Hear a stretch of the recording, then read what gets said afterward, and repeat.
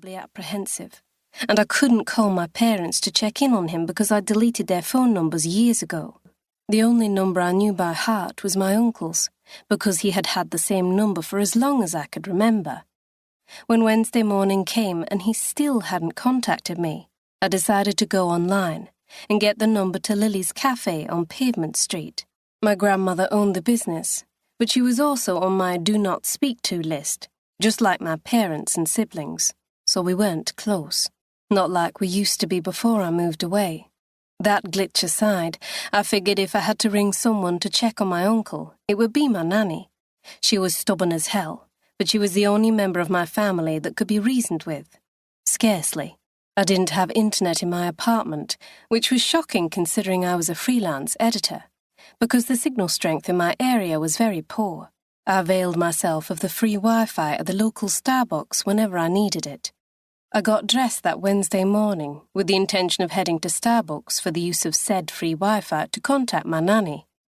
I met my postman on the bottom floor of my apartment complex on my way out, and he handed me a single letter. There were urgent stickers all over it, as well as express delivery stickers for next-day delivery. It had been sent the day before. The return address was from my brother, so I immediately ripped it open. Reading that God-forsaken letter was the second time in my life that my heart broke into a million pieces. The devastation that dwelt within me was a familiar emotion, but this time it was due to a completely different person, in relation to an entirely diverse situation. Once more I was overtaken by the kind of sadness that seeps into your bones, rather than explodes in a cascade of tears. The misery that I felt filled me from head to toe, and I couldn't escape from it. I tried, though. I tried to think about something else as I booked a flight to London.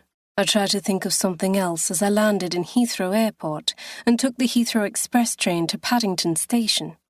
I tried to think of anything but my Uncle Harry's face, and I did well until I got a taxi from Paddington Station to King's Cross Station and got on the final train in my journey to York. After I stepped foot in Coach B, it was the quiet carriage. My Uncle Harry's voice broke through every single thought I fabricated to cover him up. His voice stuck with me, and I found both comfort and sorrow in that. I was pulled from my thoughts when the train came to a sudden stop. I blinked my eyes a couple of times and looked out the window. I was no longer looking at the countryside. I was looking at the busy platform of my final stop. York. Welcome home, Lane. After exhaling a deep breath, I nervously got to my feet and shoved my phone back into my coat pocket before grabbing my small suitcase from the storage compartment above my head. I was walking along the platform a few minutes later, pulling my suitcase behind me. I got a taxi from the station to the Holiday Inn, a small hotel roughly 10 minutes away from my parents' house, and checked into the hotel, settling into my small but cosy room. I was freshening up when my phone pinged. At the sight of my brother's name, I groaned. Lachlan was looking for confirmation that I was coming home for my uncle's funeral. I didn't blame him for checking in. I'd never replied to his letter. I just read it and acted by booking the next flight out of New York. I'm here, I thumbed out. Where is he laid out? I swallowed the bile that rose up my throat as I impatiently waited for his reply. I had so many questions, but I didn't want any answers. I wanted to know why my uncle was dead when he had been perfectly healthy. I wanted to know why he had been living Monday night and was dead Tuesday morning. But if I got the answers my mind sought, then it would be like I was accepting that my uncle was gone, and I just wasn't ready to do that yet. I jumped when my phone pinged with a new email. Mum and Dad's house. We're all here. A lump formed in my throat. It made sense that my uncle would be at my parents' house. My uncle adored my mother, and she cherished him in return. She was his little sister, his partner in crime, and his twin.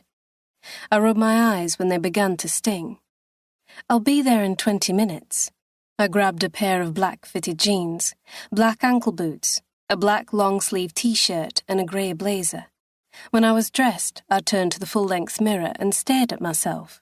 I looked the same as I always had, but noticed the subtle differences others would see when they looked at me. My chocolate brown hair was longer now, almost to my waist. My breasts were fuller, and hips were a little wider, giving a curve to my body.